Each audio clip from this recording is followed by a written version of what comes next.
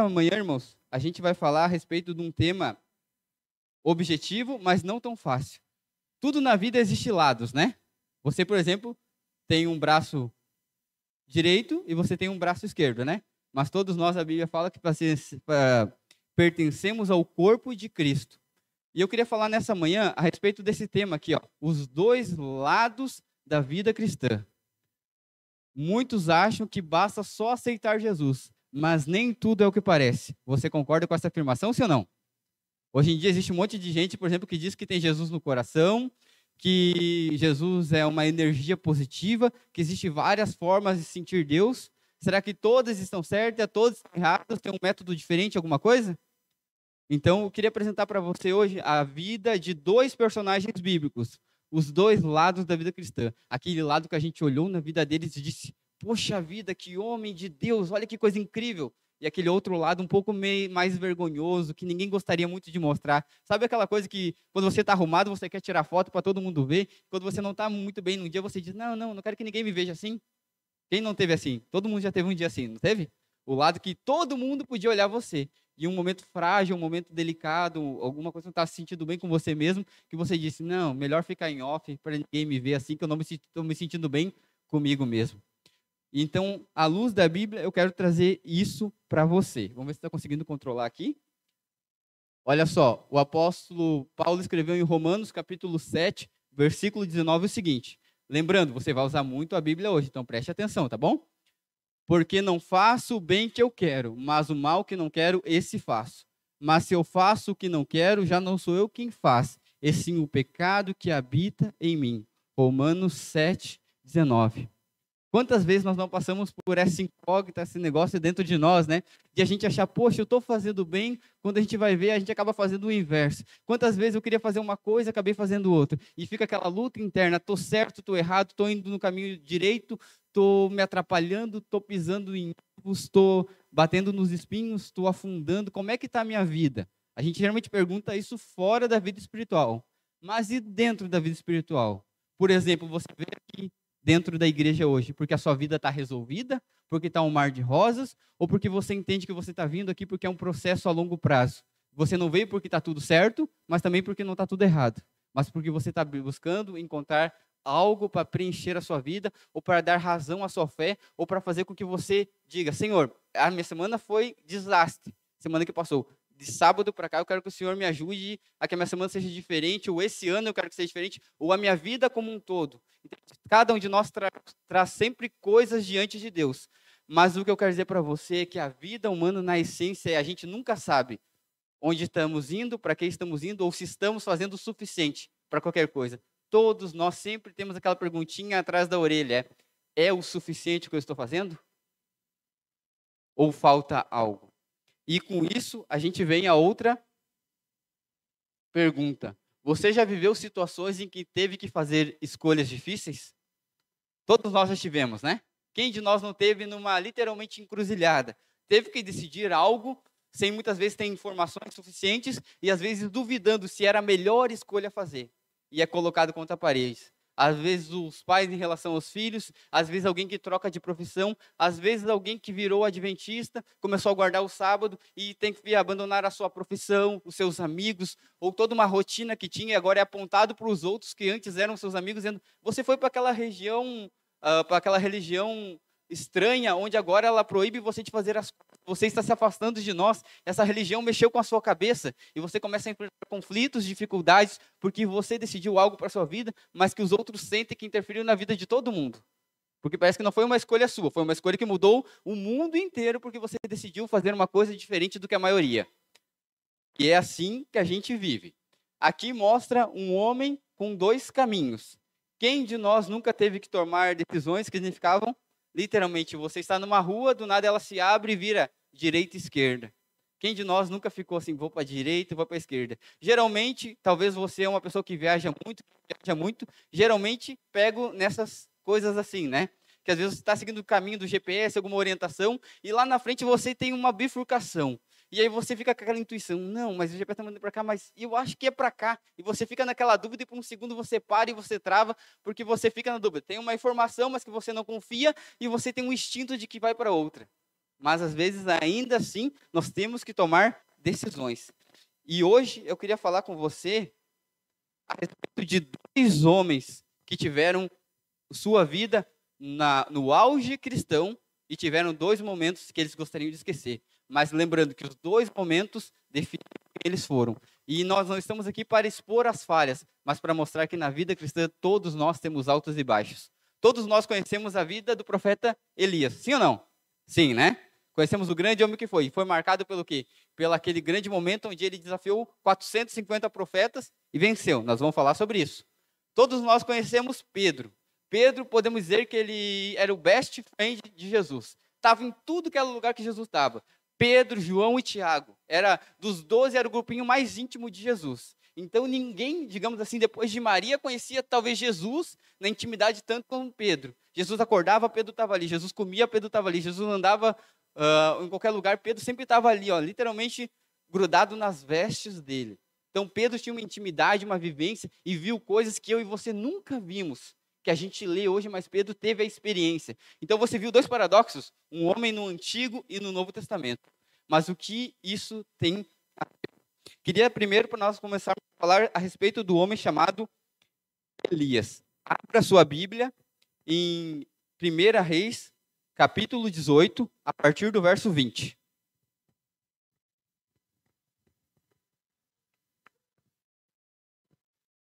Deixa eu ver se esse microfone está melhor. Está melhor, né? Tá bom. Abra ali, então, 1 Reis, capítulo 18, versículo 20 a 40.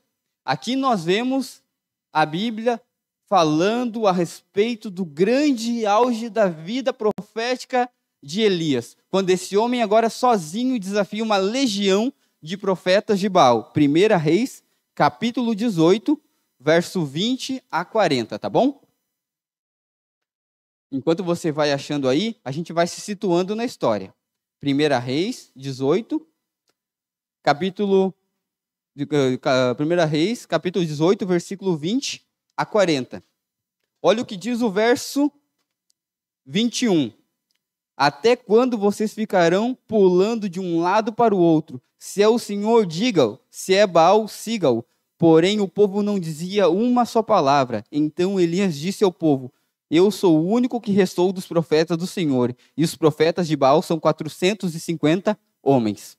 Aqui, basicamente, o profeta estava desafiando aquela nação, porque era uma nação que tinha se tornado idólatra, que tinha abandonado os princípios, a fé, a raiz espiritual tinha sido corrompida, porque naquele tempo eles viviam sob opressões de vários deuses, vários povos. Lembrando que aqui nós estamos na situação do contexto da rainha Jezabel, uma rainha terrível, sanguinária, que destruía os opressores, que não tinha muita conversinha com ela, era mandar matar, esquartejar, destruir. Então, ele estava vendo um tempo bem confuso. Então, muitos, por medo, abandonavam a fé, se escondiam, se omitiam. Aí, o que Elias falou agora? Ó, eu sou o único que estou me levantando contra eles, e são muitos contra mim. E vocês aí que estão só assistindo da plateia, vocês têm que se decidir. Se é Baal, siga-o. Se é Deus, siga-o. Então, o que agora Elias faz? Ele faz no versículo 24... Então eles invocaram o nome do seu Deus. Faz um desafio a eles. Invocarem o nome do seu Deus. Aqui fala, invocar o nome do seu Deus, e que eu invocarei o nome do Senhor. E a quem o Deus responder com fogo, esse é Deus. Então o povo respondeu, é uma boa proposta. E você conhece, agora nós não vamos mais ler, porque o texto é extenso, você está acompanhando aí na Bíblia. Mas o que acontece agora? Ele lança um desafio para ficar definido quem é o Deus verdadeiro e quem é o Deus falso. O Deus que responder ao clamor do profeta com fogo sobre o altar, esse será Deus. Então, daí o que acontece? O povo em si que estava analisando diz, é uma boa ideia, vamos fazer assim. E aí acontece o quê? Primeiro, os 150 profetas de Baal preparam o altar, colocam as madeiras, as pedras, fazem todo aquele ritual. Eles começam a clamar pelo seu Deus e não há resposta. Você pode ver a partir do verso 25, 26, 27, 28 ali, onde a Elias começa até a zombar, dizendo, falem mais alto, o Deus de vocês deve estar disperso, deve estar distraído, deve estar ocupado, não deve estar prestando atenção em vocês. E eles começam a fazer o quê? De tanto desespero, se mutilarem, se machucarem, se ferirem para chamar a atenção do seu Deus. E nada acontece. E há uma frustração geral, porque as pessoas esperavam, poxa vida, um exército ali de profetas inimigos clamando pelo seu Deus. É certo que eles vão vencer, que ele homem está sozinho, isolado, ninguém se importa com ele. Mas você lembra que Deus não quantifica número, não é porque somos uma multidão que somos mais fortes. Deus não é limitado por número, por quantidade, mas é por qualidade. Elias não estava representando um Deus no sentido figurado de número, mas ele estava representando o ideal, o caráter, a personalidade e a forma de Deus. Quantas vezes você não foi aquela pessoa solitária na sua empresa, no seu trabalho, na sua família, nos seus relacionamentos, na sua convivência, onde só você se posicionava, dizia não e se levantava, e todo mundo ia contra, dizendo, não, por ele, só aquela minoria, por que nós temos que ceder a ele, sendo que nós somos a maioria? Não é assim muitas vezes, na posição? Então o que acontece agora? Depois que nada acontece quando os profetas de Baal chegam a literalmente se machucar, se ferir, para conseguir um chamado do tal Baal, agora Elias vem e fala, libera tudo aí, vocês que pediram o Deus de vocês, agora vocês vão preparar o altar. E eles preparam o altar e Elias manda ainda, coloquem mais água, acrescentem água, coloquem tudo que tiver aí dentro. E ele clama a Deus. Olha o que diz assim, ó, versículo 34, então disse, encha 4 cantaros com água e derrame sobre o holocausto e sobre a lenha. Disse ainda, faça isso outra vez. E eles o fizeram.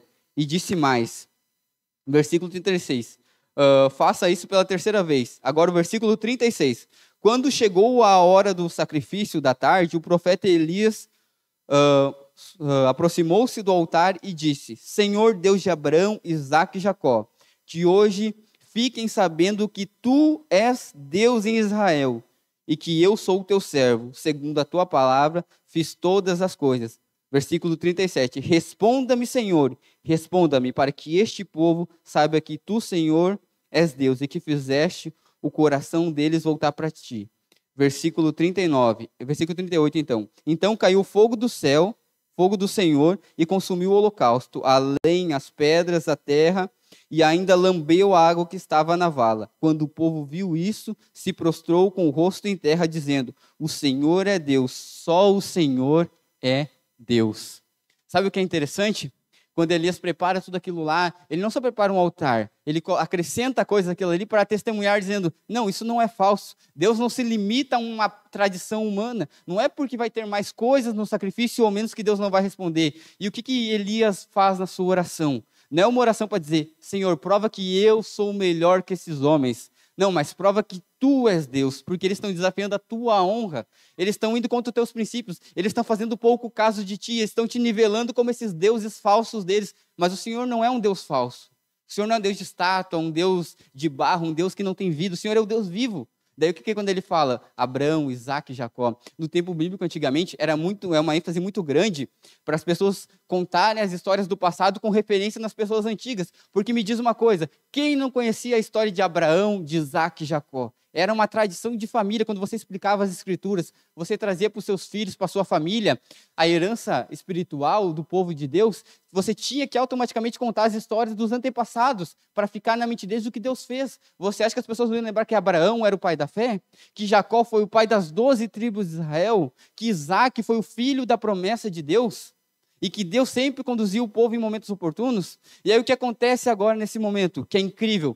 Vem o fogo do céu, consome todo o sacrifício, ainda lambe aquela água, tipo, literalmente, a Bíblia diz que não existe mais altar, até a terra é consumida, não sobra nada, só poeira ali. E as pessoas se prostram porque Ellen White fala que a demonstração de Deus foi tão forte e vibrante e tão grandiosa que impactou a todos. Não foi algo que caiu um raiozinho do céu, foi literalmente Deus se manifestando dizendo, Elias, eu me mostrei para eles, agora eles viram quem eu sou. E tu viu a resposta do povo?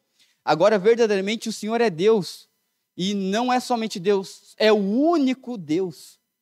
Sabe o que isso significa muitas vezes na minha vida espiritual e na sua, como Elias? Sabe aquele momento que a gente se converte ao cristianismo e a gente quer enfrentar todos e todo mundo? Você quer dizer para todo mundo que Deus é certo, que Deus é justo, guardar os mandamentos, e a gente é tão convicto, a gente vai, faz, fala, e não se importa com a opinião de ninguém, porque a gente sente que a gente está poderoso. Nossa, eu estou na verdade, nada pode me abalar. As pessoas vêm dizer para você, você vai perder o emprego, eu estou nem aí, eu sirvo a Deus. A pessoa vai dizer, isso vai acontecer na tua vida. Eu estou nem aí, eu estou seguindo a verdade, eu estou seguindo a Bíblia, Deus é comigo. E a gente tem aquela imposição que a gente fica corajoso, com o peito estufado, sabe? Parece que nada nos abala, as provações vêm e a gente joga de lado, não porque somos mais, mas porque no nosso auge cristão do primeiro amor, a gente está tão apaixonado por Deus que a gente vê mais o que Deus faz do que o que Deus não poderia fazer. A gente não tem limites porque a gente está totalmente dependente de Deus. Porque quando a gente se entrega para Jesus, o primeiro amor é maravilhoso, porque a gente coloca tudo para Deus. A gente não questiona nada, Deus diz, vai, tu vai. Vem na igreja, tu vem. Ora, tu ora. Seja fiel nos dízimos, nas ofertas, tu é. Não importa o que aconteça,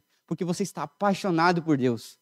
E essa paixão não para, não cessa, não importa o desafio que vem. Os profetas de Baal vêm todos os dias falar que o mundo é melhor, as oportunidades são melhores, as coisas são melhores, mas você não quer saber. Porque você está apaixonado por aquele projeto, porque Deus te conquistou. Imagina, Elias era assim, Elias desafiou aqueles homens porque ele acreditava em Deus, porque ele tinha experiência com Deus, porque ele amava Deus. Então podemos dizer que esse homem viveu o seu auge. Mas você sabe, né? O nosso contexto da mensagem dessa manhã é os dois lados da vida cristã, nem tudo é o que parece. Pergunto para você, nesse nível, Elias foi um homem incrível usado por Deus.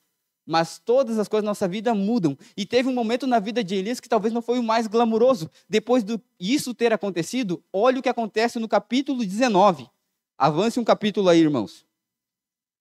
Elias vence, no caso, Deus faz Elias vencer a batalha contra os profetas. Mas tudo tem uma consequência. Agora, a mensagem de Elias chega à rainha Jezabel, a mais terrível de todas as rainhas. Ela é amplamente divulgada, o povo só comentava isso, que o Deus de Elias era poderoso, que mudava tudo, que queimou o altar, que era o verdadeiro Deus. E olha o que diz o capítulo 19, verso 1. Acabe contou a Jezabel tudo o que Elias havia feito, como havia matado todos os profetas à espada. Então Jezabel mandou um mensageiro a Elias para dizer: que os deuses me castiguem se amanhã, a esta hora, eu não tiver feito com a sua vida o mesmo que você fez com a vida de cada um deles. Elias ficou com medo, levantou-se para salvar a vida, se foi e chegou a Berseba, que percebeu que pertence a Judá, e ali deixou o seu servo.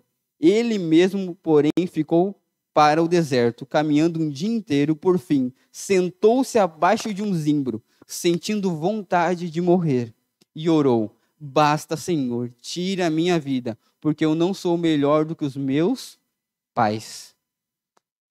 Você percebeu? Um capítulo atrás, mas a gente sabe que biblicamente não é assim a sequência, né? Existe uma cronologia, uma ordem histórica. Passou talvez períodos, meses, anos, mas agora Elias, ele ouve a notícia que a rainha manda dizer: em minha honra, eu juro que você vai morrer pelo que você fez. Agora Elias, ao contrário da coragem de enfrentar 450 homens, ele teme a vida porque uma mulher se levanta contra ele. E ele foge. Ele deixa o servo no meio do caminho e ele vai para o deserto. Você sabe uma coisa interessante na Bíblia? Que geralmente o deserto no Antigo Testamento, ele era mais do que um lugar onde as pessoas ficavam, mas ele representava geralmente uma situação na vida das pessoas. Você percebeu que geralmente na vida cristã a gente não para pensar, mas todas as dificuldades que a gente tem, os momentos difíceis na nossa vida de superar, ou as limitações espirituais, ou alguma coisa que acontece, a gente fica ali naquele sentido e não consegue sair, é um deserto da vida cristã? Quem de nós nunca passou por um deserto? Quem de nós nunca viu um deserto? O deserto é aquele lugar que você caminha e você não vê saída. Você vê uma miragem de uma água, você vê a miragem de um poço, você vê uma miragem ali de um rio, alguma coisa, mas não tem. É só areia, é só calor, nada brota, nada cresce. É um lugar inóspito, onde a planta não cresce, onde é difícil o acesso, onde é quase um limite de sobrevivência ao extremo, que só por milagre. O povo passou pelo deserto, Ellen White, porque Deus fez com que eles passassem. Porque humanamente eles não passariam aquele tempo todo no deserto se não fosse Deus. Sabe o que significa para mim e para você? Quando Elias vai para o deserto, ele se afasta de tudo, ele abandona tudo. Ele quer morrer, ele quer desistir da vida dele. Daí você vê, poxa vida, olha o homem, o que ele fez antes, o profeta que ele foi, ele curou, ele alimentou, ele ajudou o povo. E no maior desafio do povo, ele trouxe aquele povo rebelde de volta para Deus, porque ele apresentou Deus para aquele povo. Mas agora, quando a briga não era dos outros, mas era com ele, na hora dele se provar, na parte espiritual dele, na vida dele, ele temeu.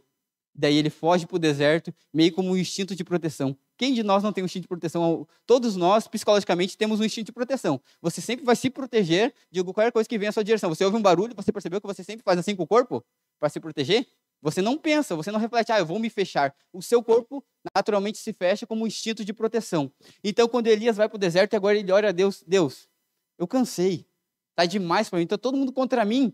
Eu imagino Deus conversando com Elias. Elias, mas quando alguém teve a teu favor? Tu não se lembra que tu estava lá sozinho contra 450 profetas? E ele fala, Senhor, desisto de tudo, eu quero morrer. Talvez a história de Elias signifique para muitos irmãos, pessoas que viveram uma caminhada na igreja 10, 15, 20 anos, as coisas não vingaram, as promessas não vieram. Talvez você sente que trabalhou muito para a igreja e teve pouco retorno. Talvez você sinta muitos falam, eu sou explorado pela igreja, o sistema me castiga. As coisas na igreja me sufocam, eu não consigo respirar dentro da igreja. Parece que eu me tornei escravo da religião.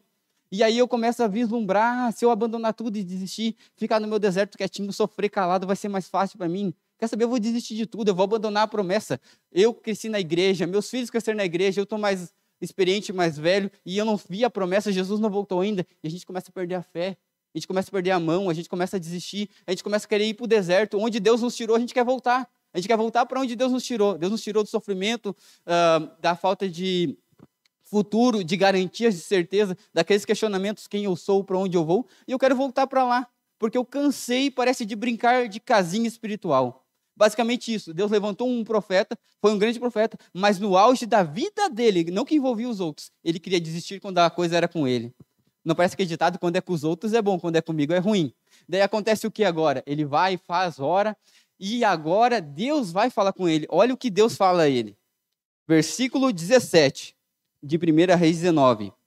Quem escapará à espada de Azael, Jeú o matará. Quem escapar à espada de Jeú, Eliseu o matará. Também conservei em Israel 70.000, todos os joelhos que não se dobraram a Baal, e toda a boca que não o beijou. Aqui Deus fala no versículo 15, um pouco mais acima. Então o Senhor disse a Elias, vá e volte ao seu caminho para o deserto de Damasco. E ele apresenta aqui, eu voltei um para frente e voltei dois para trás para você entender. Deus fala a Elias, para de se lamuriar, Elias. Volta ao seu caminho contrário, volta ao deserto e lembre-se, a missão de você não acabou. Lá existe 70.000 homens que não se dobraram a Baal, que significa o quê? Existe uma missão a cumprir, Elias. O propósito não acabou. A mensagem foi alcançada, o resultado veio. O problema é que você não está vendo porque você não está olhando todo, você só está olhando para o seu umbigo. Muitas vezes a gente passa uma vida inteira só olhando para o meu e não para o coletivo. Nós somos um povo, uma só nação, um só corpo. Mas eu ajo como se só o meu dedinho doesse, o dedinho do irmão não dói, a cabeça do irmão não dói, a igreja não tem dificuldades, os departamentos não têm dificuldades, a minha casa não tem dificuldade. Parece que eu aceito Jesus e eu só quero que ele me ofereça flores. O contrato com Deus tem que ser só bom para mim.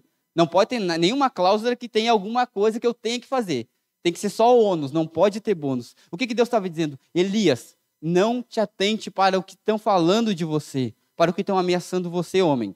Lá ficou 70.000 homens que não se dobraram, eles continuam firmes, e eles estão correndo risco de morte, mas não se abdicaram. Agora você, que é o meu profeta, vai se jogar no deserto e vai se esconder? Levanta. Deus estava encorajando Elias, que ele tinha uma missão ainda. Qual que era a missão de Elias depois? Era levantar um jovem chamado Eliseu, que era o seu servo no começo, mas seria substituto do profeta. Então a mensagem não pode parar. Por mais que sejamos cansados, por mais que seja difícil, nós precisamos seguir. Olha só o que Ellen White fala a respeito das virtudes da vida de Elias. Segundo parágrafo, chamados a permanecer pelo direito em meio de, para nós, para que quem já são chegados os fins do século. 1 Coríntios 10, 11. Ele tem especial significado. A história está se repetindo. O mundo hoje tem os seus Acabes e os seus Jezabéis. O presente século é tão verdadeiramente um século de idolatria, porque como aquele em que Elias viveu. Muitos, mesmo entre os que hoje se declaram cristãos, têm se aliado com influências que são inalteravelmente opostas a Deus. Sabe o que ele estava dizendo? Basicamente, ele estava dizendo que as mesmas dificuldades de Elias é a mesma que eu e você enfrentamos. Os mesmos opositores que Elias enfrentou é os mesmos. Talvez hoje existem muitos Acabes e Jezabéis na sua vida, talvez no seu trabalho, na sua família, em ambientes que você vai e pressionam você a abdicar da sua espiritualidade, da sua igreja, da sua fé, dos seus princípios, para meio que ser todo mundo.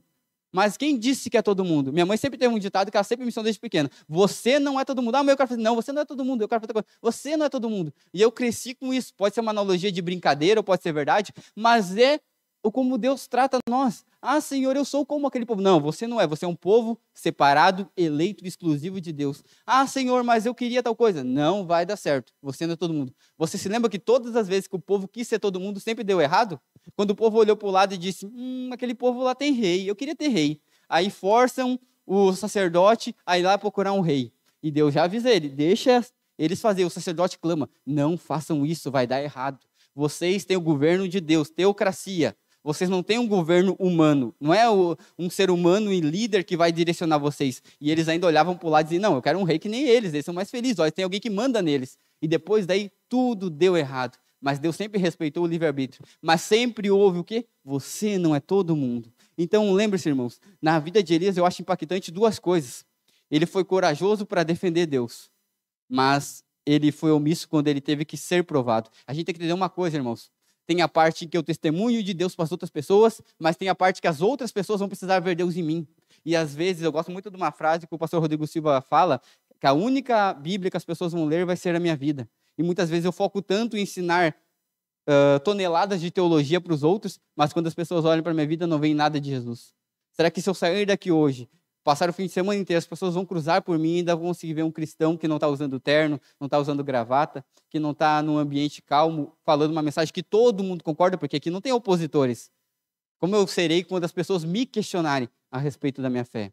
Sabe o que isso é interessante na vida cristã? Na parte de Elias, Elias foi um grande homem para as coisas de Deus, mas na hora de se provar, ele fracassou. Ele precisou ser resgatado no deserto, que ele se coloca no deserto.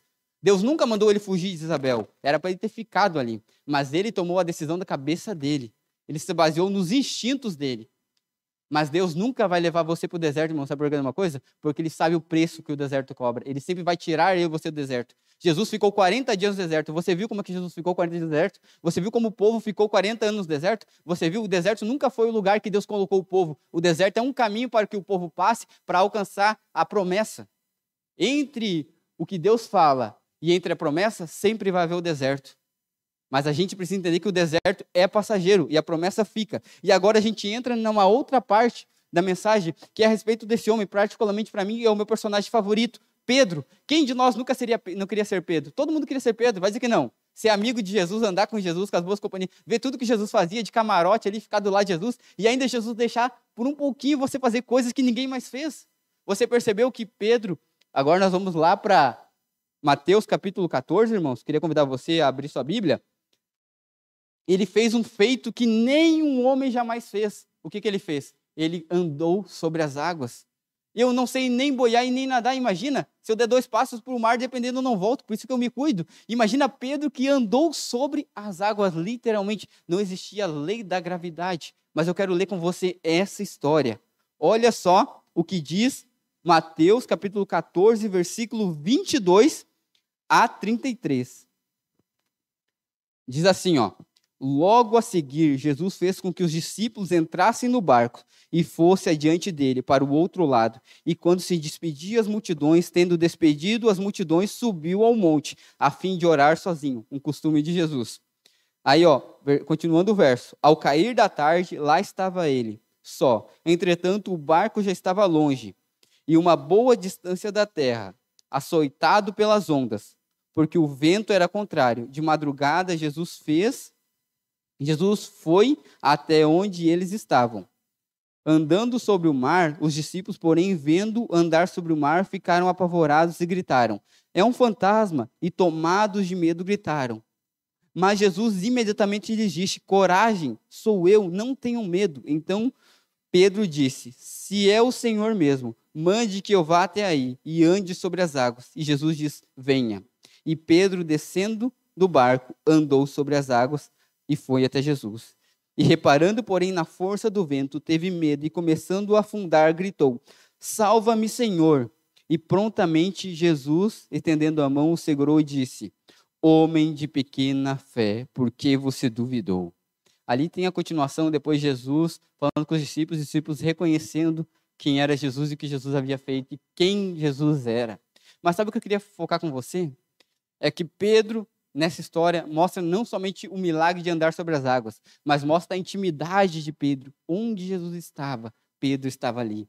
Então, por estar ali, Pedro automaticamente seria influenciado pelas coisas de Jesus. Aquele contato pessoal muda a nossa vida. Você percebeu que a gente tem uma analogia didática, todo mundo que dá um curso, aprende um curso, que a repetição facilita o aprendizado, não é verdade? Quanto mais você repete um processo, mais apto você vai ser. Depende de você ter uma profissão aqui, que você sabe que quanto mais você investe nela, você se qualifica, melhor você fica. Sim ou não? Sim, né? E o que aconteceu então? Pedro, ele estava andando com Jesus. A profissão original de Pedro era o quê? Pescador. Você já viu algum pescador ter medo do mar? Ter medo da tempestade? Ele cresceu fazendo a mesma coisa. Então uma tempestade para o pescador não é nada. Porque ele estava acostumado com aquele ambiente, não é um ambiente inóspito para ele, esquisito, estranho. Mas, no momento, Jesus pede para ele, Pedro, abandona tudo que você tem, larga e me segue, venha ser pescadores de homem. E quando Pedro abandona o mar, ele deixa tudo para trás. Parece até que ele desaprende a viver no mar. Não parece isso? Porque logo em seguida, tempos depois, Jesus teve um ministério de 3 anos e meio. Não podemos colocar na linha do tempo exatamente qual foi o período em que isso aconteceu. Mas digo para você que passou 1 ano e meio, por exemplo, que ele abandonou tudo. Ele deixou de ser um homem do mar, passou a ser um homem da terra. E agora ele convive com Jesus, vê as coisas, e Jesus estava pregando, ensinando, curando naquele momento. E os discípulos tinham que atravessar para o outro lado. Jesus falou, vão em frente que eu alcanço vocês. Automaticamente deveria surgir uma luz de alerta. Como Jesus vai alcançar nós? Ele vai pegar um outro barco, uma carona? E eles seguem a voz de Jesus. Porque eles sabiam que na intimidade com Jesus, Jesus sempre se retirava para orar, ter um tempo pessoal com o Pai. Outro segredo da vida cristã, intimidade com Deus. Você só pode falar, testemunhar e viver daquilo que você conhece. E quando agora eles estão no mar, vem a tempestade, uma reviravolta, o ambiente não é mais tranquilo, as águas não são mais serenas. Agora açoitam o barco, batem contra o barco, tremem tudo, dá relâmpagos, trovões. Imagina uma densa névoa ali naquele barco e não vem um palmo diante dos seus olhos. E os homens, a maioria dos discípulos, tudo pescadores, tudo literalmente tremendo de medo, parecendo uma criança que vê um relâmpago. E dentre aquele ambiente ali, algo rompe aquela névoa e passa. A primeira coisa que eles gritam é um fantasma. Mas pergunto para você uma coisa, eles viram Jesus ressuscitar Lázaro, eles viram um paralítico andar, eles viram um cego enxergar, eles viram Jesus multiplicar pães e peixes. Será que o fantasminha ia assustar mais que isso? Quando alguém manda assim, levanta e anda e o defunto sai da tumba, ia me assustar bem mais do que falar que é um fantasma. Ali já foi quebrado todas as leis imaginárias da física, as teorias quantitativas de vida após a morte, não existe nada disso. Quando um homem se levanta de estando morto, depois eu acredito em qualquer coisa. Eu acho que você também, né? E o que acontece então? Eles, tomados do medo, gritam, é um fantasma. Mas a gente precisa entender o contexto. Quando eles largam o mar para seguir Jesus, eles desaprendem a viver no mar. E eles passam a viver outras experiências, e o que tu deixa de exercer e de fazer, isso te gera, de uma forma ou de outra, um prejuízo. Se você abandona uma profissão e faz outra, automaticamente você vai se graduar melhor numa, se qualificar, e vai ficar ultrapassado, ou vai esquecer coisas, ou vai ficar limitado naquilo ali. Então agora eles não estavam mais acostumados ao ambiente do mar. Então, outrora que era fácil, agora ficou difícil. O mar se revoltou contra eles, e eles não sabiam como lidar, porque eles não estavam todo dia fazendo a mesma coisa. Eles tinham abandonado aquilo ali. Jesus tinha tirado eles daquele ambiente. E agora, quando Jesus vem diante deles, eles gritam ao fantasma porque eles estão assustados, eles não sabem como lidar. E Jesus vem, se aproxima e diz, calma, sou eu. E aí Pedro, né, sempre o Pedro, sabe aquele cara que nem sabe o que é e sempre diz, eu vou, nem sabe para onde vai, eu estou junto. Sabe aquele cara que não precisa perguntar nada, é aquele agitado que sempre diz, eu estou pronto para tudo e para todos. Pedro era assim. Pedro, precisa dar uma pedrada de alguém? Quem que é Jesus? Deixa para mim. Precisa cortar a orelha de alguém? Ih, já cortei as duas, já até afiei a faca aqui, só falar que eu corto. Sempre Pedro era assim. Pedro nunca precisava chamar, ele sempre estava pronto para qualquer coisa. Parece que ele dormia pronto e acordava mais pronto ainda.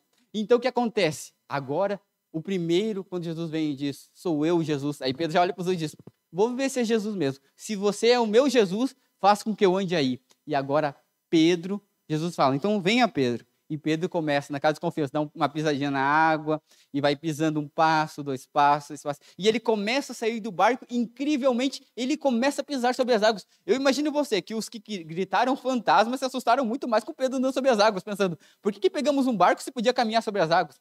Era mais fácil. Mas aí, então, Pedro começa a caminhar sobre as águas. E sabe o que é interessante? Na ótica do contexto bíblico, enquanto Pedro se direcionava para a voz e para a visão de Jesus, ele estava andando sobre as águas. Mas o que acontece no caminho de Pedro, o que acontece na vida espiritual, na minha e na sua jornada muitas vezes? Nós estamos andando certinho, ouvimos a voz de Deus dizendo, esse é o caminho, andai por ele. Aí do nada surge o quê? Acontece um relâmpago, um raio, um vento contrário, algo que mexe com a gente, balança, e a gente se assusta por um segundo. E esse segundo é suficiente para desmoronar tudo. Quem de nós nunca pensou assim ou sentiu? Poxa vida, minha vida estava indo tão bem. Aconteceu aquilo ali que eu não achei que não era nada, eu não dei bola e desmoronou tudo. Tudo começou a dar errado. E aí você fica se perguntando, poxa vida, aquele momento, aquele dia, aquela hora, se eu pudesse voltar atrás, eu faria diferente. Porque a partir dali, tudo foi por água abaixo. Você até identifica o momento, mas você não consegue voltar atrás.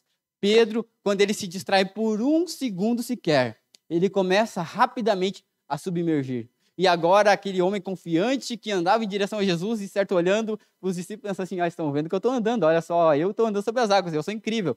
Agora ele começa a afundar e a primeira coisa que ele grita é o quê? Jesus, me salva, por favor, me salva, eu estou afundando, eu estou submergindo, eu vou literalmente ser afogado, eu vou morrer. Mas outra coisa, um homem do mar não saberia nadar? Entende? Mas o que acontece com o desespero? O desespero não nos dá raciocínio lógico. A gente não sabe o que a gente faz. Na hora do desespero, você é instintivo. O instinto é o quê? Se salvar de algum jeito. Alguém tem a mão, me dá a mão, me salva, me puxa. E agora Jesus vem perto desse homem e diz, Pedro, vem cá, e dá a mão para ele e fala, por que você ficou assustado? Por que você ficou temeroso, homem de pequena fé?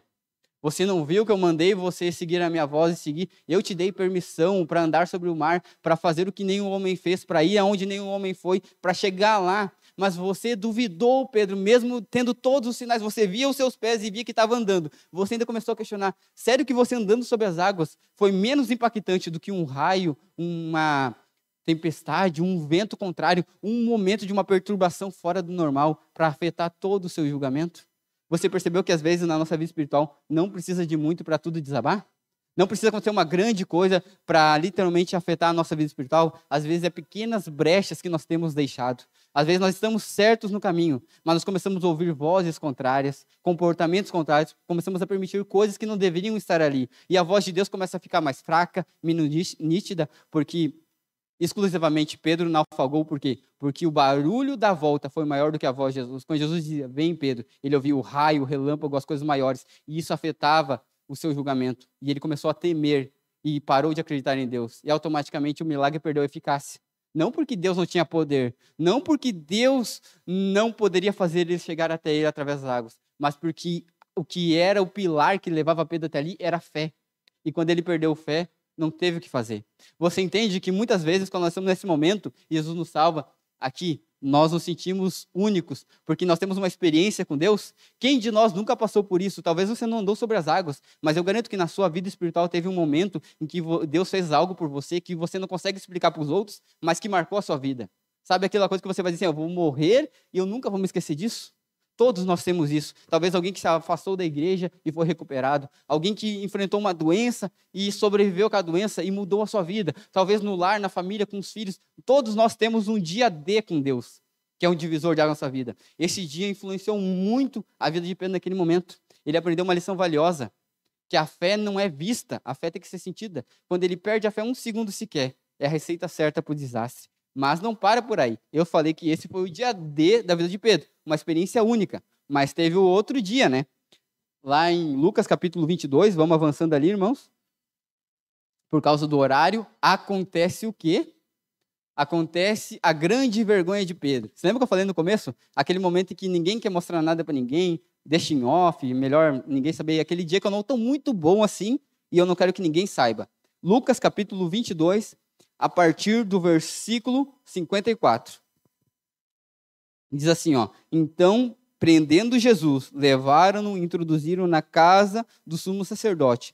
Pedro seguia de longe, quando acrescentou um fogo ao meio do pátio, e se assentou juntos. Pedro tomou o lugar entre eles, e uma empregada, vendo-o sentado perto do fogo, fixou os olhos nele e disse, mas este também estava com ele, versículo 57. Mas Pedro negou, dizendo, mulher, não conheço. Pouco depois, outro homem, ao ver Pedro, disse, você também é um deles. Mas Pedro disse, não conheço e não sou um deles. E tendo passado cerca de 1 hora, outro afirmou, dizendo, Com certeza este também estava com ele, porque este também é galileu. Mas Pedro insistiu: Homem, não sei do que você está falando. E logo enquanto Pedro ainda falava, o galo cantou, e o Senhor voltou-se e fixou os olhos em Pedro. E Pedro se lembrou da palavra que o Senhor havia lhe dito: Hoje, antes que o galo cante, você me negará 3 vezes. Versículo 62. E Pedro, saindo dali, chorou amargamente. Sabe, a palavra grega para amargamente significa uma expressão literalmente de coração partido, quebrado, frustrado.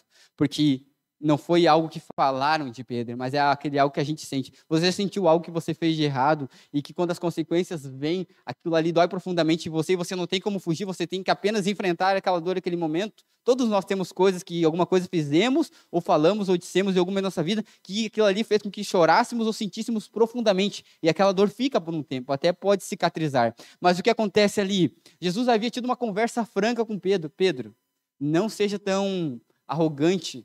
Você anda comigo, mas tem coisas na sua vida que precisa ser melhorado. Sabe, muitas vezes é aquela vida cristã que a gente está na igreja, mas a gente acha que porque está dentro da igreja está tudo certo, é perfeito. Um irmão não pode vir para mim e dizer, irmão, vamos cuidar disso, vamos tentar melhorar. Eu estou orando por você. Não, é uma ofensa. Eu estou na igreja, eu sou santo, eu sou perfeito. Eu não quero que ninguém fique dando pitaco na minha vida, me ajudando espiritualmente em alguma área. Se o pastor fala uma coisa, está errado. Se o ancião fala uma coisa, está errado. Se um líder espiritual dos jovens fala, por exemplo, os jovens estão todos certos, o líder está errado, porque ele fala, eu já vivi isso. Não, não, é no teu tempo. Hoje em dia é mais moderno. Dá uma liberada aí, calma. Porque é o que? A gente não gosta de ser podado, questionado, não gosta de ser de uma forma ou de outra influenciado. A gente quer ser tudo, saber tudo e ser tudo. A autossuficiência é o grande erro da humanidade. E o que acontece então? Jesus estava cortando as asinhas de Pedro, dizendo, Pedro, lá na frente, antes que o galo cante, você vai me negar. E Pedro disse, jamais, Senhor. Você se lembra? Esses fracos aqui vão te negar, vão tudo correr. Ó. Eu não, vou cortar a orelha do soldado, vou atravessar aquele exército e eu vou te resgatar nas minhas costas ainda. Eu vou mostrar quem eu sou. E ainda queria um lugar à direita e outro à esquerda, né? Que estavam negociando ali. Mas Pedro falou da boca para fora, sabe por que é? Quando a gente é muito intempestivo, a gente fala sem pensar e a gente não mede as consequências. Pedro, eu garanto para você que jamais imaginou que Jesus seria levado como foi levado. Que Jesus iria punido como foi punido, que Jesus iria ser castigado como foi castigado, que jamais seria pendurado numa cruz. Pedro jamais imaginou, pensou assim, no momento certo ele vai fazer um milagre e vai sair dali que nem uma mágica. Ele vai chegar aqui e vai dizer, ó, enganei vocês todos, vocês não vão me prender. Pedro achou que Jesus iria usar os seus poderes, iria usar quem ele era, iria usar tudo que ele tinha a favor de si. Mas ele não entendeu que Jesus sempre enfatizou que ele abandonou o seu poder, abandonou o seu trono, abandonou seus privilégios pela humanidade. Eu pergunto, como é que Jesus poderia entender o que você passa na vida cristã se ele não tivesse os desafios também? Quando ele falou, Pai, afasta de mim esse cálice, não foi porque o cálice era pesado, estava muito cheio, ele não ia conseguir tomar. O cálice significava a angústia, a dor, a frustração, as perdas, o sobrecarrego das coisas que ele não achava que seria suficiente, que talvez ele pensou, eu sou humano agora, eu não vou aguentar até o final. Quem de nós nunca teve isso? Senhor, tá difícil demais. Eu estou há muito tempo na igreja, tenho muitas dificuldades na vida cristã. Eu estou enfrentando batalhas, parece. Eu venho no culto, louvo a Deus, em casa é panela voando, é briga, é chute, é guerra, e eu quero paz. Quantas vezes nós não somos assim? Nós dizemos, Senhor, está pesado esse cálice, está difícil. Jesus, ele abdicou de tudo para cumprir o projeto dele. Mas na visão dos discípulos, Jesus ia fazer uma mágica na hora certa e iria mais ou menos dar um drible na situação para ser fácil. Mas Jesus, quando ele fala, toma a sua cruz e me siga, ele não cria atalhos. Jesus sabe que os atalhos podem parecer bons, mas no final é sem saída. Então, o que acontece agora? Depois de um tempo que Jesus fala isso, passa-se vários tempos, e agora sim, Pedro está diante do seu desafio. Quando as pessoas questionam, eu pergunto, você é cristão? Você é cristão? Não, não sou cristão. Você é o discípulo de Jesus? Eu não sou o discípulo de Jesus. E aí acontece o que, irmãos? A terceira vez que ele nega, agora ele dá de frente com Jesus, olhando para ele. Sabe aquele olhar que não te julga, que não fala nada, mas fica um olhar fala tudo? Jesus olhando para ele, dizendo, Pedro, eu te amo, mas eu te avisei, você ia me negar, eu sei de tudo. Mas eu imagino que Pedro pensou, poxa, ele sabia de tudo, e em nenhum momento ele me excluiu, me tratou mal com indiferença. Sabe quando eu e você humanamente fazemos? Quando alguém nos ofende, a gente já vira a cara, não fala mais com a pessoa, a gente faz questão de mostrar para a pessoa que a gente não gosta mais dela, ou que ela não tem tanta moral com nós assim. A gente não é assim? Jesus não. Jesus avisou um tempo atrás. Passou aquele tempo, Jesus tratou, amou, abraçou Pedro. E quando Jesus olha Pedro, aí nós te fala, Pedro consegue entender que Jesus já sabia o que ele iria fazer, mas continuava o amando. E sabe o que é chorar amargamente? É por ele ter feito o que fez. E Jesus podendo ter mudado o que havia feito. Jesus não mudou. Pedro mudou com Jesus. Jesus não mudou. Sabe o que significa na minha e na sua vida também outra coisa, irmãos? Deus não vai definir eu e você por um momento ruim. Se fosse humanamente, eu e você estaríamos fadados se outro ser humano no lugar de Jesus fosse decidir quem vive e quem morre, quem merece ou não a vida eterna, porque a gente ia colocar interesses pessoais. Sabe por que a misericórdia de Deus é grandiosa? Porque a graça é infinita? Porque é justamente essa separação que Deus faz. Deus nunca vai limitar a sua vida por um momento ruim, porque Ele sabe que é um momento ruim, mas Ele vai analisar o todo. Talvez aqui você caiu, aqui você fracassou, aqui você deu com a cara no chão, mas Ele vai ver um momento que você vai se levantar, que Ele vai te honrar, que você vai seguir em frente, que Ele vai dizer: viu, eu sabia que lá na frente Ele iria se converter, eu conheço Ele. O Salmos 31 fala que Ele conhece-nos desde o ventre informe de nossas mães. Quando nós éramos apenas ali, antes mesmo de ser formado no óvulo, nós não tínhamos ainda nem acontecido aquela magnífica transformação que é a junção de dois o Y e o X, a junção humana de duas pessoas que gera aquele indivíduo. Antes de ser planejado tudo isso, Deus já sabia que você iria existir.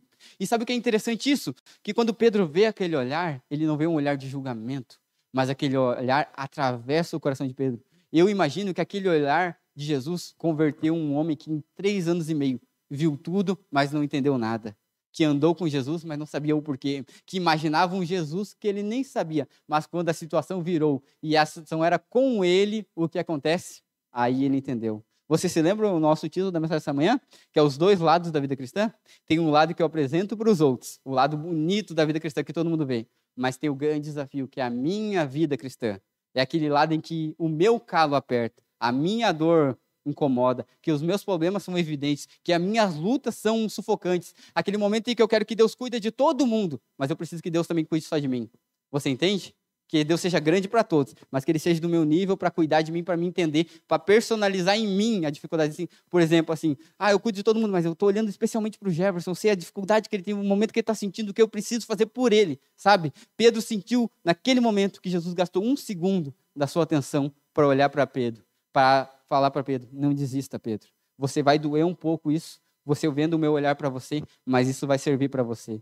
Tanto é que depois de 3 anos e meio, a crucificação de Jesus levou ainda mais 40 dias. E aí Jesus teve aquela conversa com Pedro definitiva.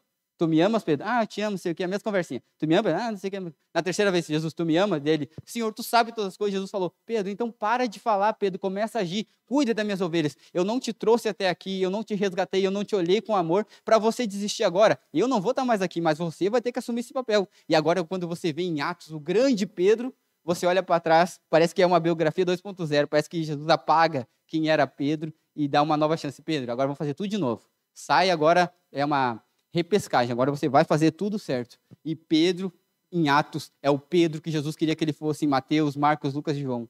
Mas aí acontece o que na vida cristã? O processo. Deus nunca encurta o processo. Ele podia ter feito rapidamente, mas não cabia a ele. Pedro precisava mudar, não era Deus que precisa mudar. Às vezes a gente acha que Deus tem que se adaptar à minha vontade, não é? Eu preciso mudar. Às vezes vai levar 15 anos para você ser o que Deus queria que você fosse, mas é o teu processo. Ninguém vai poder fazer por você o que você pode fazer. Você pode encurtar esse processo entregando a sua vida hoje. Não espera o outro sábado. Sábado que vem, dia 29 no ano bissexto eu vou entregar minha vida para Jesus. Não funciona assim. Olha o que interessante aqui, ó. A primeira obra de Cristo, que Cristo confiou a Pedro ao restaurá-lo ao ministério, foi apacentar os cordeiros. Era essa uma tarefa que Pedro pouca experiência tinha. Requeria grande cuidado, ternura, muita paciência, perseverança, e ela o chamava a servir aos mais novos na fé, ensinando os ignorantes, abrindo-lhes as escrituras, educando-os para a utilidade no serviço cristão. Até então, Pedro não estava apto para fazer isso, nem mesmo para compreender a importância desse trabalho. Mas esta foi a obra que Cristo então o chamou. Para isso o preparou, e sua própria experiência de sofrimento e arrependimento. Olha esse parágrafo. Antes de sua queda, Pedro estava sempre falando desavisadamente, levado pelo impulso do momento, sempre pronto a corrigir os outros. Exprimia os próprios pensamentos, antes de ter ideia clara a respeito de si mesmo, ou do que ia dizer. Agora, o Pedro convertido, porém, era bem diverso. Conservava o antigo fervor, mas a graça de Cristo lhe regulava o zelo. Não mais era. Você entendeu? Pedro antes era inimigo dos outros, ele trabalhava contra o próprio time, ele não entendia como tinha que se posicionar, mas quando Deus entra na vida dele, pelas experiências, por tudo que ele passou, que a gente analisou os dois cenários, agora ele era zeloso, era cauteloso, ele mantinha o mesmo ímpeto, mas ele usava da forma certa. Pedro não precisou trocar de nome como Saulo e Paulo, mas a vida de Pedro, quem conhecia sabia que era um novo Pedro. Aí fica aquela pergunta, irmãos, para mim e para você. Para Deus, um momento ruim nunca vai definir eu e você. Lembre-se disso. A vida cristã é muito mais do que as pessoas dizem lá fora, é muito mais do que um post em redes sociais, é muito mais do que os outros vão dizer de você. É uma experiência única, só sua com Deus, mas haverá altos e baixos. Porque eu mostrei nesse sermão dois cenários. Porque vai ter momentos em que você vai dizer, poxa vida, eu sou muito abençoado por Deus, mas vai haver momentos que você vai se sentir um fracassado, ou alguma coisa vai acontecer na sua vida e você vai ficar abalado. Mas os ambos fazem parte da vida cristã. Mas aqueles que perseveram, alcançam. Lembre-se, é um momento ruim, mas Deus não vai definir você. Mas Deus não tem um momento para nós. Deus tem uma eternidade para nos oferecer e vale muito a pena. E para finalizar a mensagem dessa manhã, olha o que diz Romanos 12, 1 e 2. Portanto, irmãos, rogo-lhes pela misericórdia de Deus, que apresentem o sacrifício vivo, santo e agradável a Deus. Este é o culto racional de vocês. Não se moldem aos padrões desse mundo, mas transformem-se pela renovação da sua mente, para que sejam capazes de experimentar e comprovar a boa, agradável e perfeita vontade de Deus. Não se moldem aos padrões desse mundo, mas que a gente seja um sacrifício vivo, santo e agradável. O que Deus está falando? Sejam cristãos, um povo de Deus, um povo exclusivo de Deus no total. Mas entendo que a entrega é individual e o mundo vai sempre nos espremer, nos forçar a tomar decisões. Irá aparecer em todas as esquinas milhares de profetas de Baal. Sempre irá pessoas desafiar a sua fé, colocar você contra a parede, tentar oprimir você. O inimigo vai sempre dia e noite tentar fazer com que você desista, dizendo que é sacrifício demais. Mas Deus vai mostrar para você que aquele que não se molda a esse padrão alcança coisas maiores. Você se lembra o final da vida de Pedro, né? Pedro, ele morreu por Jesus, mas o Pedro, antes de Jesus morrer, não morreria por Jesus. O Pedro que morreu por Jesus foi depois que viu na morte de Jesus um perdão por seus pecados. Antes de Jesus morrer, aquele Pedro não morreria por Jesus. O Pedro que viu Jesus morrer por ele, esse morreu por Jesus. Elias, um homem que foi para o deserto, querer se esconder e morrer. Deus tira ele do deserto, que fala que o deserto não é o lugar dele. Ele cria um sucessor e ele é levado numa carruagem para o céu. É um dos poucos homens que teve o privilégio de passar pela vida sem morrer. Ele foi recompensado. Por quê? Para muitos, não mereceu porque estava no deserto. Mas aí vem, Deus não leva em conta um momento ruim só, mas é o plano todo. Às vezes Deus vai lutar para resgatar você, porque temos planos e Deus tem planos para nós. Que Deus te abençoe, irmão, que Deus te abençoe a igreja, você que está assistindo esse culto, para que a gente fique firme na palavra de Deus.